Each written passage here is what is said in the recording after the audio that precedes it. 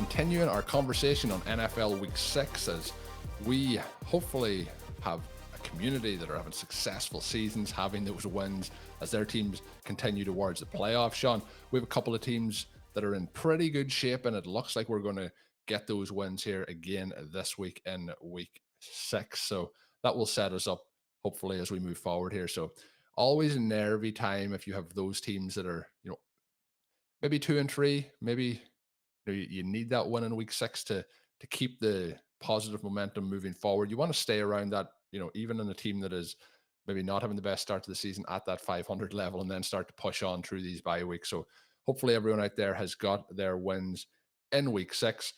Going to start the show, Shawn, on a topic that we're not going to dive into. We're not going to extend. We talk about refs sometimes on this show, the officiating. There is this week, Shawn, there is some baffling officiating decisions, both for, I guess, on Monday Night Football or Sunday Night Football. Sorry, we've seen the Buffalo Bills edge, I guess we'll say, past the Giants, and a very, some very questionable roughing the passer calls, I think, is what I would highlight this week more than anything. We did see at the end of that game, Darren Waller potentially getting held in the end zone, but the roughing the passer calls, I think we are going to get to a point, obviously not during the season. I think there'll be a vote on the rules committee this year to see if we can not appeal for roughing the passer, but appeal against roughing the passer penalties, because we are seeing beyond baffling calls on textbook tackles on roughing the passer. And then we're seeing maybe some that aren't given, but I'm not too concerned about the ones not given. It's the ones that are given and extending drives. And sometimes we're seeing these offenses kind of ready to go off. They're not even appealing for it. They're ready to go off, sit on the side. And then these drives are getting extended. So we'll see what happens there. But the Buffalo Bills, Shawn, 14-9. Not a lot of fantasy goodness outside of Stefon Diggs in this. He goes 10 for 100 yards exactly.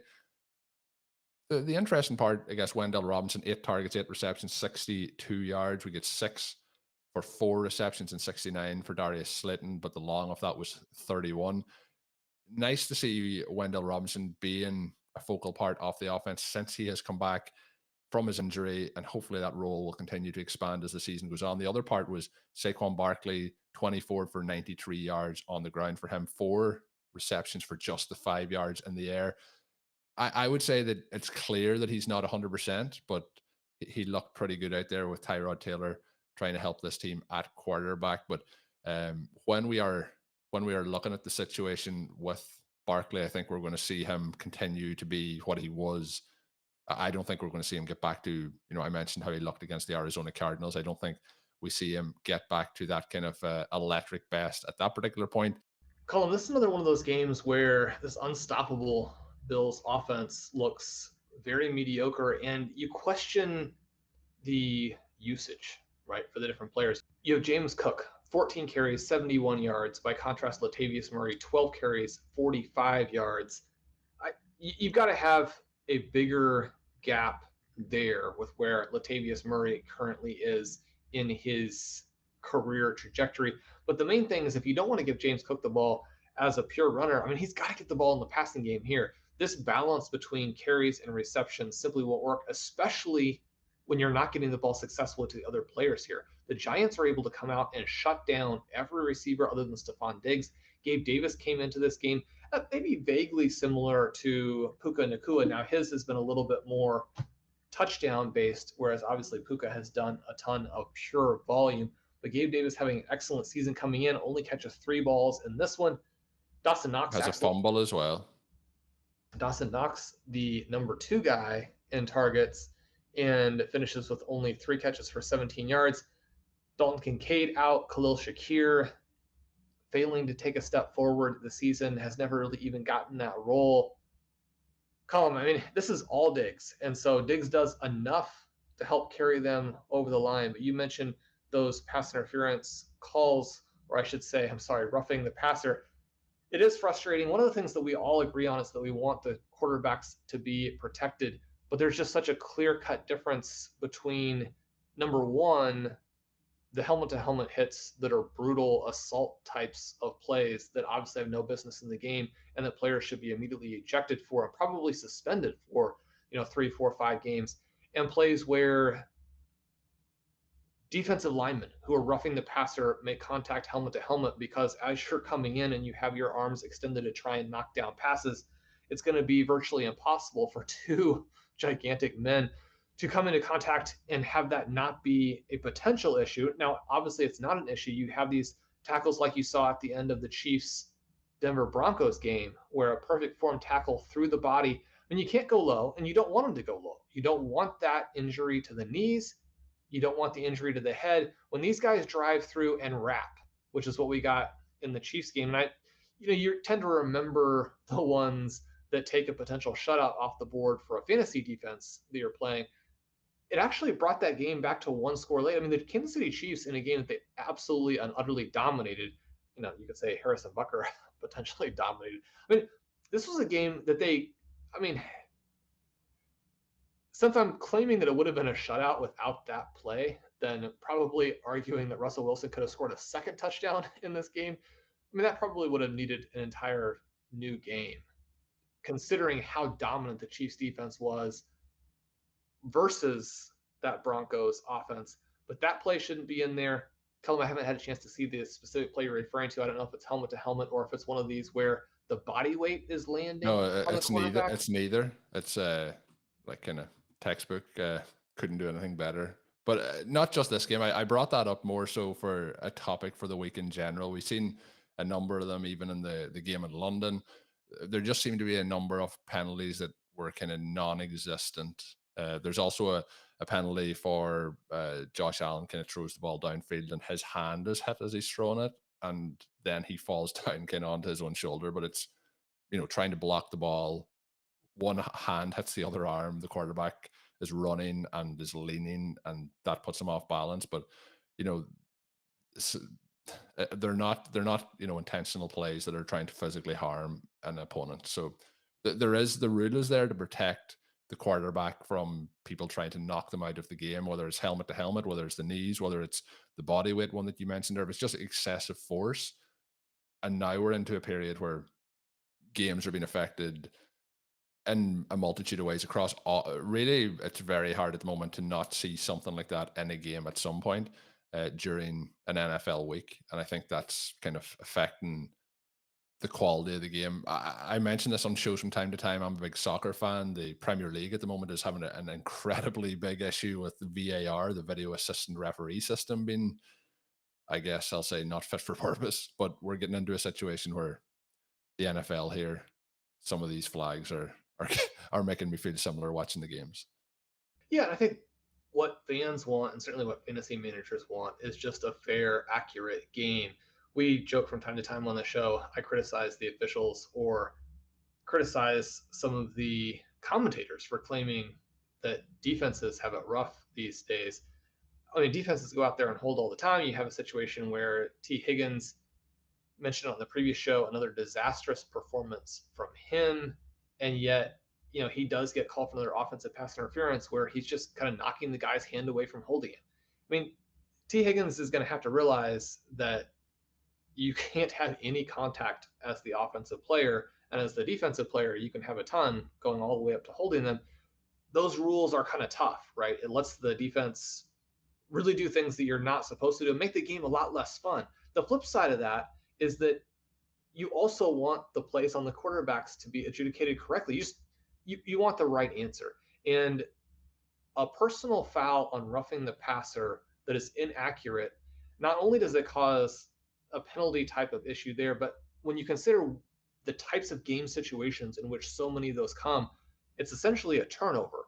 And I mean, the turnovers are massive leverage plays when you get either a defensive stop on a third down late as a team is potentially going in to score versus getting that roughing the passer, you get the 15 yards, you're down there now, maybe first and goal. Those calls have to be right. And I mean, I think that most of us who point out officiating errors from time to time also would say, we don't really want that job ourselves because it'd be very difficult. You're going to make some mistakes. But I do think that when you're talking about the roughing the passer penalty, you've got to see it clearly. It's got to be a penalty. It can't be one of these where we're trying to protect the quarterbacks and we're throwing flags on just anything that happens.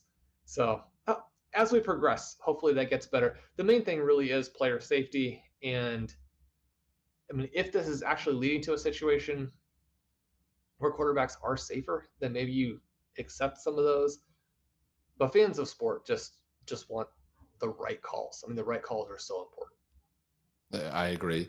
Moving on though, Shawn, now to a game where I teased this on the first show of the weekend to reveal, peel back the curtain for listeners. We're recording these back to back as Shawn is on his travels, as we mentioned previously. But we're jumping in to the game that I teased, and that was from a running back in Travis Etienne. Etienne here in his last 2 weeks, Shawn, has had two of his more productive back-to-back games in his NFL career, as we see him get in the end zone multiple times. He had 136 rushing yards for 2 touchdowns last week. He has 55 rushing attempts this week, for 2 touchdowns as well. So 4 touchdowns in those games.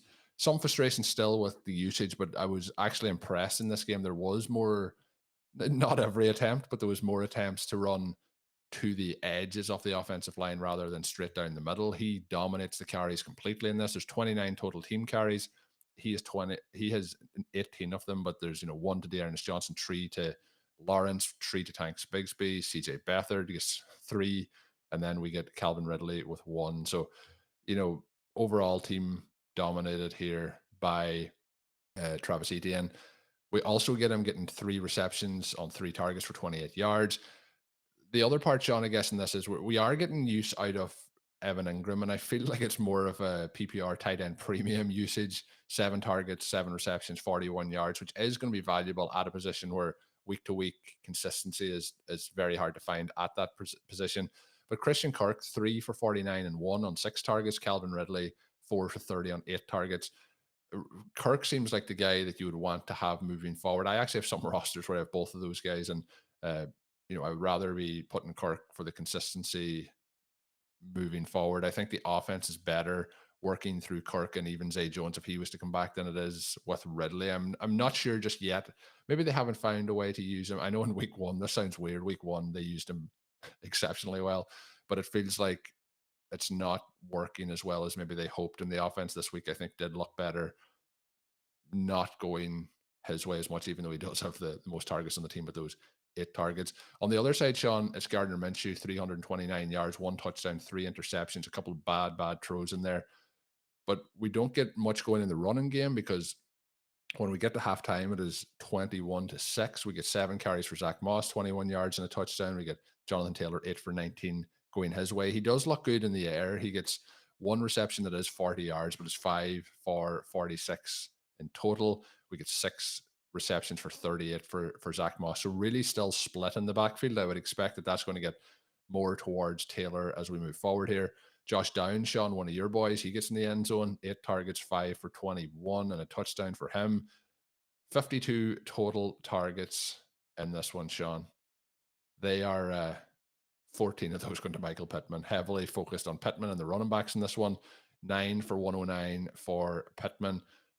Any takeaways standing out for you here with the Jaguars and the Colts? The Jaguars now 4-2 on the season after having a number of very shaky performances. The Colts 3-3. So I think after 6 games, both these teams probably happy with where they are. The other concern, Shawn, is it does sound from the reports like Gardner Minshew may be quarterbacking here for the majority of the rest of the season. Sounds like Anthony Richardson may undergo a season-ending procedure.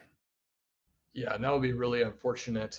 In the preview that I wrote of Dynasty Startup Strategy and working through the relevance of QBs, the priority that many managers place on QBs, how that fits into your first round tactics, the overall strategy, things you need to be aware of, this element of rushing quarterbacks and the injury risk that they have, and understanding that, yeah, there are going to be injury risks for the other bad quarterbacks as well. The players who are taking a lot of hits in the pocket, you get devastating injuries in those cases. But the risk that you have for a player like an Anthony Richardson comes in a potential loss of longevity, in that the athletic portion of that, the rushing portion of it, may not age in the same way.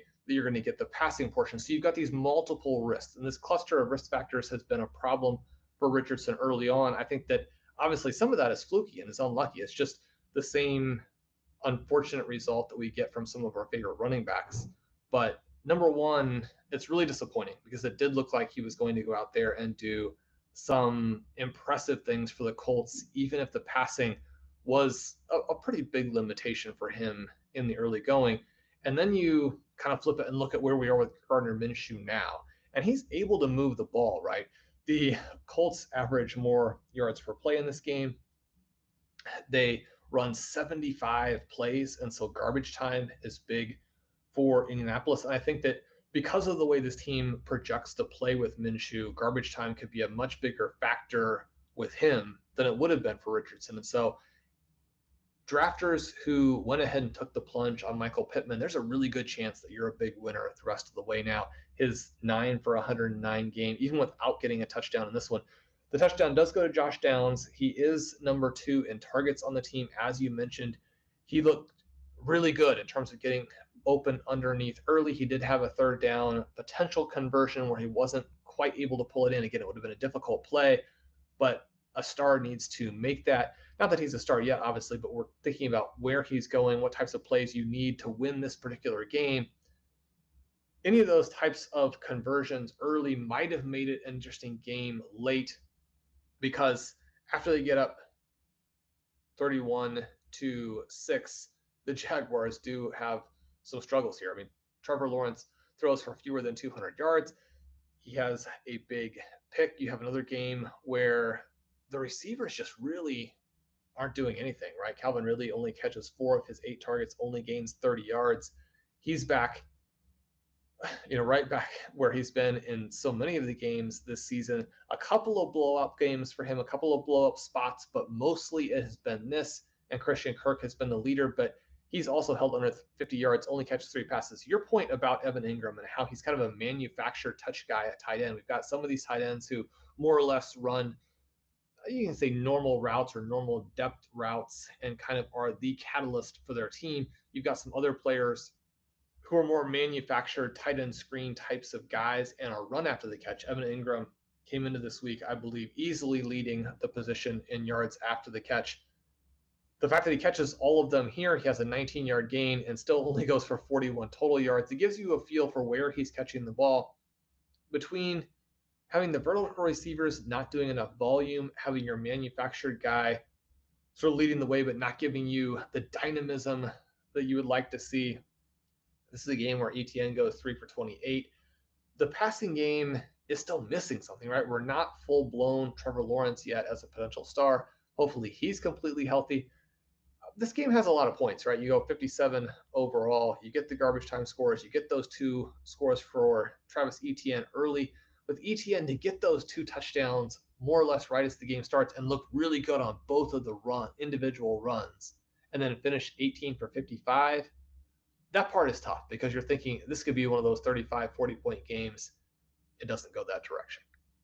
Yeah, it felt like they didn't really need to just maybe push it as much as they could have. But Shawn, with what we talked about for a couple of weeks where there was, people probably could tell in my voice, quite a bit of frustration with how Etienne was getting used the last 2 weeks, even though maybe this week didn't hit as high as we felt it could have after the opening of this game. Still pretty happy with the usage overall. I'm going to run through a couple of games here, a little bit rapid fire. That you mentioned there was points in that game. Not a lot of points in some of these, but still fantasy days that can be used. I'm going to start with the Detroit Lions. Shawn, Jared Goff, pretty efficient. We've mentioned on the show home road splits sometimes for him, not being as good on the road, but 20-6 they beat the Tampa Bay Buccaneers in a game where they kind of led the entire way.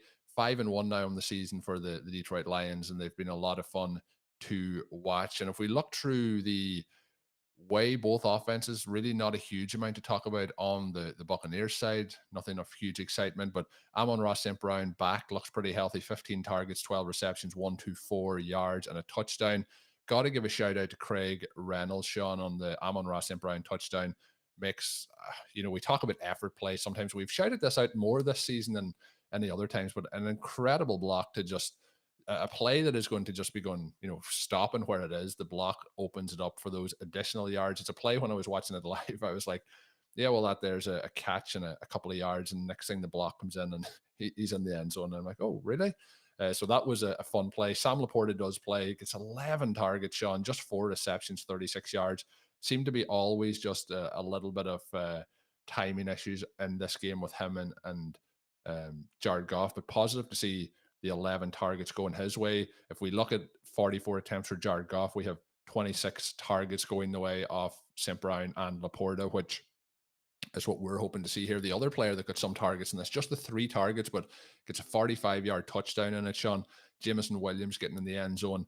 Nice to see him having those effective plays. And hopefully now, there's been obviously the suspension. There's been lots of concerns with how he's dealing with things off the field. I'm hoping that we're starting to see him kick into gear. A really spectacular athletic play there from him. If we bounce in then to the Vikings and the Bears, Shawn, a lot of quarterbacks going down with injuries this week. One of those being Justin Fields, finger injury, does go out, wanted to play on, but they've ruled him out for the game. Tyson Bagent comes in, 10 for 14, 83 yards, 1 interception for him, does get a rushing touchdown, 2 for 4 on the ground. Justin Fields had been off to a good day on the ground prior to the injury, 8 for 46. Dante Foreman, the lead back in this one, but DJ Moore back to earth with 5 for 51, and nothing really happening throughout the rest of the passing game there for Chicago. On the other side, we obviously have no Justin Jefferson, but nothing to talk about. 181 passing yards for Cousins, 1 touchdown. That's about the height of the excitement. 19-13 in a pretty tough game to watch all around. And I want to give one more game before we let Shawn hit us with any thoughts that he has on it. That is the Patriots and the Raiders. We get Jimmy Garoppolo going out with an injury. Brian Hoyer comes in to help the team move on to a victory. And people might be almost questioning Brian Hoyer. Is he still with the Patriots? No, he's with the Las Vegas Raiders. A lot of former Patriots on this Raiders roster, including both quarterbacks. Mac Jones is a quarterback, has some struggles in this game. Malik Cunningham was kind of in and out, but did not throw a pass during the game, did take a sack for a 5-yard loss. Shawn, the Kendrick Bourne, I think, and the running backs is probably the talking point here. Bourne, 11 targets, 10 receptions, 89 yards, continues to look pretty good in terms of the offense. The rest of the offense, outside of Stevenson in this one, he gets 6 targets, 5 receptions, 24 yards. So positive to see him being used in the receiving game, but we get 1 reception for Pharaoh Brown, 1 for Elliott, 1 for Ty Montgomery, 1 for Devontae Parker, 1 for Hunter Henry, 1 for Taquan Thornton. A bad drop in this one from Devontae Parker. We often talk in this about Juju Smith-Schuster, but Shawn, Devontae Parker, 3 targets, 1 reception, 7 yards, does have should be a catch. They extended him. Looks to be like the front office has continued to just make poor move after poor move after poor move with those contracts, those extensions, and which players they've let go. This looks, unfortunately for Devontae Parker and the Patriots, to be another one of those. But Stevenson goes out in this game, looks like a pretty could be significant injury, and I kind of thought, well, Stevenson's season has gone really tough so far. We're about to get into even tougher territory with an IR stint or a season-ending injury. Does come back in, 10 for 46, 1 touchdown on the ground, along with the receiving stats that I mentioned. So that was positive. That touchdown was after he went out, so he came in and continued to get work after that point. So 10-7 in terms of the splits to the running backs between him and Elliott, but much more usage in the passing game for Stevenson. Again, we're hoping that Stevenson's season can improve. This may be maybe the first sign of life. But anything, Shawn, in those games that I ran through as I get my breath again that stood out for you? Well, it is good to see Rhamondre Stevenson play a little bit better and to get that touchdown with Elliott scoring earlier. This is another game that feels like an absolute meltdown, especially as you mentioned with the potential injury. And yet, a silver lining coming out of it. We really liked Kendrick Bourne. He's the only guy who can get open on this offense. The only other player to draw more than 3 targets was Stevenson as the running back there. We do get more from Jacoby Myers on the Raiders side. We get a breakout performance from Michael Mayer at tight end. That development is exciting, Colm. We have a lot of him in both best ball and in dynasty. This is another game on the Raiders side where Josh Jacobs can't get anything going on the ground, and kind of following a little bit of a theme of the games for all weekend, and then also these games that you just profiled for us where running backs really struggling to help their teams. A lot of very negative plays. You mentioned the Buccaneers game. That's one where Rachaad White gets 7 carries for 26 yards and is not involved very heavily as a receiver. He does have the 3 receptions, but only for 12 yards. Rachaad White, really weak numbers in terms of yards per touch. You have Keyshawn Vaughn in as the number 2, and he's even worse, the 6 carries for 9 yards. The Buccaneers to get where they want to go, and they've had a pretty decent start to the season, even with the loss to Detroit. I mean, Detroit may be the third or fourth, a top 5 team. They got a really strong argument for, obviously, at 5-1 and 3-0 on the road. Not an embarrassing loss, but the Buccaneers have done some positive things. They've got to get that part of it figured out. David Montgomery, Craig Reynolds, really hard to run into the Buccaneers front. So on both sides of the ball there, you get basically no efficiency. And then as we think back to that Vikings-Bears game, Jordan Addison continues to get these one-off scores that have really helped him from a fantasy perspective, really helped him with those individual best ball weeks. If you needed some type of TD, but even better in start sit, where if you did start him, the touchdown keeps him from being a big hole in your roster, but not really generating the type of target volume that we would want to see. Alexander Madison, again, under 2.5 yards per carry. Cam Akers not involved. I expected him to come out and be a bigger part of this game, the 18-1. Colm, nothing to see there in terms of injuries, right? I mean, that's just the Vikings preferring to go with Madison, even though it's hurting them. Again, 7 targets, only 28 yards there. These guys' efficiency drains, and I mean, the Vikings probably are okay with that from one perspective, in that they would probably prefer to lose these games. This was a chance for them to get the inside track on the number 1 seed, and that part of it they don't do successfully with Justin Fields going out. But this theme, again, that has been important to us about landing the most talented running backs, this was a weekend where we saw the guys who are sort of just replaceable types of players. They didn't do anything from a production perspective. Yeah, I would agree with that. And Shawn, though, I guess somebody we did talk about possibly being in that mold, I'm going to hit on him now, because I was very impressed with one player that I'd been kind of advising to people to sell on a couple of weeks ago, and that was Kyren Williams in the Rams Cardinals game. I was impressed with his overall burst, I guess we'll say, in this 20 for 156 and 1 on the ground going his way. No targets going his way, but looked pretty sharp. Shawn, Matthew Stafford, like, this is a game where, when we're talking about these games where you need the other team to make you have to score the points, this was a game where that didn't happen. 26-9, Rams beat Cardinals. Stafford really can play a little bit within himself in terms of the targets. 21 targets to the receivers here, but we get Cooper Kupp with 9, we get Nakua with 7, and then it's 3 to Higbee, 1 to Atwell, 1 to Ronnie Rivers. So nothing really happening in the passing game, but Cooper Kupp 7 for 148 and a touchdown. Is Cooper Kupp the wide receiver 1 in this offense? Was what people may have been wondering a couple of weeks ago when he was not there. The answer is yes. Cooper Kupp is one of the best wide receivers in the entire league. So that was not really a surprise. And we had 7 targets for Nakua, who I mentioned, 4 for 26 going his way. On the opposite side, DeMarcado was a pickup that was prioritized with James Conner being out. He gets 2 for 11 on the ground, gets 1 target, 1 reception for 6 yards. So it's going to be hard for a few weeks, I think, here to trust this running back room. Keontae Ingram at 10 carries for 40, Damian Williams 8 for 36. Michael Wilson 3 for 62 in the air, but I guess some people might be interested in Trey McBride, 5 targets, 4 receptions, 62 yards. A lot of that, though, coming in garbage time, including the last catch of the game, which ended the clock. He also had 5 targets. Zach Ertz had 5 targets. He went 2 for 22. So it's not a case that he's leading the wide receiver room in anything in terms of targets, but we are starting to see him get a little bit more usage. And then, Shawn, a game I wanted to finish up with was the Commanders and the Falcons, 24-16.